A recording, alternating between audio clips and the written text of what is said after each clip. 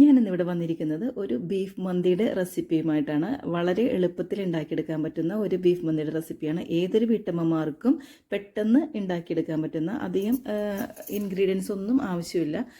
ഒരു എസൻസോ അല്ലെങ്കിൽ കളറോ ഒന്നും ചേർക്കാത്ത ഒരു ബീഫ് മന്തിയുടെ റെസിപ്പിയാണ്. അപ്പോൾ അതിന് വേണ്ടിയിട്ട് ഞാൻ 1 കിലോ ബീഫ് വാങ്ങിയിട്ടുണ്ട്. ഇത് നല്ല അത്യാവശ്യം വലിയ കഷ്ണങ്ങളാക്കിയാണ് ഞാൻ കട്ട് ചെയ്തെടുത്തിട്ടിരിക്കുന്നത് കേട്ടോ. അത് വാരിയുടെ കഷ്ണമായിരുന്നു, റിബ് മന്തി എന്നൊക്കെ പറയുന്ന പോലെ വാരിയുടെ കഷ്ണമാണ്. ഞാനത് കഴുകി വൃത്തിയാക്കി എടുത്തു. അതിനുശേഷം നമുക്ക് കുക്കറിലിട്ടൊന്ന് വേവിച്ചെടുക്കണം. അതിന് വേണ്ടിയിട്ട് ഞാൻ കുക്കറിലേക്ക് ഇറച്ചിയിട്ടിട്ട് കുറച്ച് പച്ചമുളകും, ഇഞ്ചി, ഉപ്പ്, പിന്നെ ഞാൻ 1 ഗ്ലാസ് വെള്ളവും കൂടി ചേർത്തിട്ടുണ്ട് കേട്ടോ. ഇതിൻ്റെ വെള്ളം നമുക്ക് ചോറ് വേവിക്കുന്ന സമയത്ത് ആവശ്യമുള്ളത് കൊണ്ടാണ് 1 ഗ്ലാസ് വെള്ളം ചേർത്തിരിക്കുന്നത്. അപ്പോൾ നന്നായിട്ട് ഞാനൊന്ന് വേവിച്ചെടുത്തിട്ടുണ്ട്. ഞാനിതൊരു വിസിലടിച്ചിട്ട് സിമ്മിലിട്ടിട്ട് ഒരു 20 മിനിറ്റോളം ഞാൻ കുക്ക് ചെയ്തെടുത്തിട്ടുണ്ട് കേട്ടോ. നന്നായിട്ട് വെന്ത് ആ എല്ലയെന്നൊക്കെ വിട്ട് ഇറച്ചി പോന്നാൽ മാത്രമേ അതൊരു ടേസ്റ്റ് ഉണ്ടാവുള്ളൂ. ഇനി അതിന് മസാലയ്ക്ക് വേണ്ടിയിട്ട് ഞാൻ കുറച്ച് മല്ലിയും മഞ്ഞളും കൂടി ഒന്ന് വെറുതെ ബ്രൗൺ കളറായിട്ട് എടുത്തിട്ടുണ്ട് കേട്ടോ. അതെന്തിനാണെന്ന് വെച്ചിട്ടുണ്ടെങ്കിൽ ആ കറിക്ക് ആ ഒരു ബ്രൗൺ കളർ വരാൻ വേണ്ടിയിട്ടാണ്.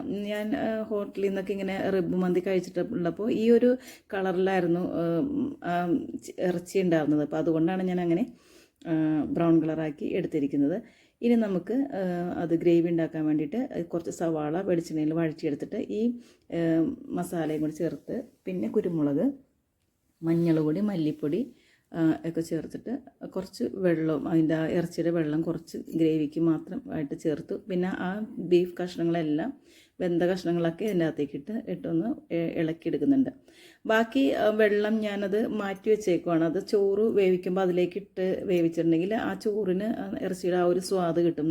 നല്ല റൈസിനൊരു പ്രത്യേക സ്വാദാണല്ലോ.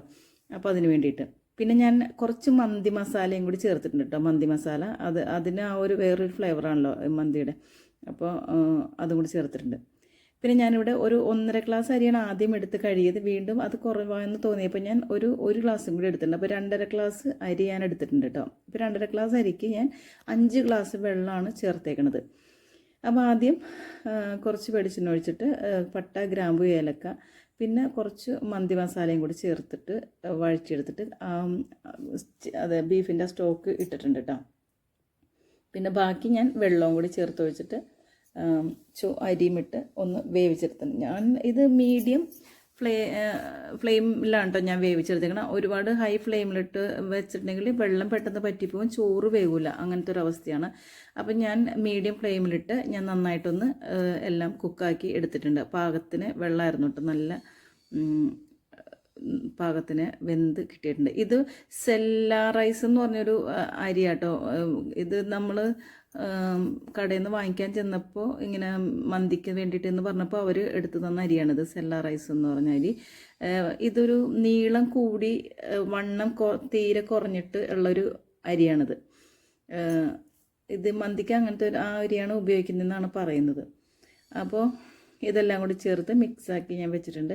ഇതിന് ഇനി വേറൊരു കാര്യം കൂടി ചെയ്യണം. ഇതിന് പുകയുടെ ഒരു സ്മെല്ല് വേണമല്ലോ, മന്തി കുഴിമന്തി എന്നല്ലേ പറയണേ. അപ്പോൾ അതിന് വേണ്ടിയിട്ട് ഒരു ചിരട്ട ഞാൻ ഗ്യാസിൽ വെച്ചിട്ട് ഇങ്ങനെ കത്തിച്ചെടുക്കുന്നുണ്ട്. കത്തിച്ചെടുത്തിട്ട് അത് ഞാൻ പുകയാക്കി അതിൻ്റെ ഉള്ളിൽ വെക്കാൻ വേണ്ടിയിട്ട് കുറച്ച് വെളിച്ചെണ്ണയും കൂടി ഒഴിക്കുന്നുണ്ട്. വെളിച്ചെണ്ണ ഒഴിക്കുമ്പോൾ ഈ പുക നന്നായിട്ട് സ്പ്രെഡായിട്ട് വരും.